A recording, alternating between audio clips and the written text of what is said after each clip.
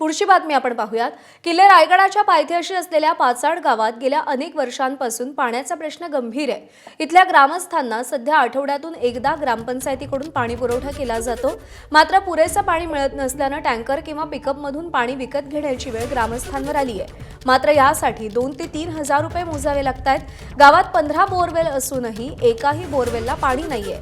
दुसरीकडे रायगडावर येणाऱ्या पर्यटकांचेही हाल होत आहेत। पाचाड गावातून आढावा घेतला आमच्या प्रतिनिधींनी, पाहूया। 50 किलोमीटरवरून पाणी वाहतुकीचं असतं, तर ते बोरिंगला पाणी नसल्यामुळे ते वाहतूक करावं लागतं आम्हाला। तरच पुढे पाणी मुलांना पिण्यासाठी अंघोळीसाठी ते पाणी खालून आणतात, तेव्हा पाणी पुरवठा होतो, नाहीतर पाणी नाही। एवढे 10-15 बोरिंग आहेत, पण त्यांना पाणी अजिबात बिलकुल नाही। पाणीच नाही तर विकत आणायचं म्हटलं तर 2-3 हजार रुपये लागतात आणि ते दररोजचं शक्य नाही।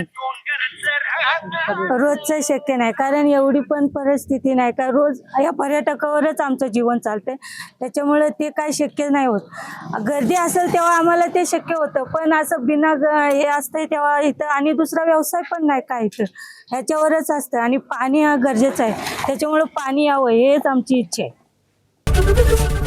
एबीपी माझा, उघडा डोळे बघा नीट।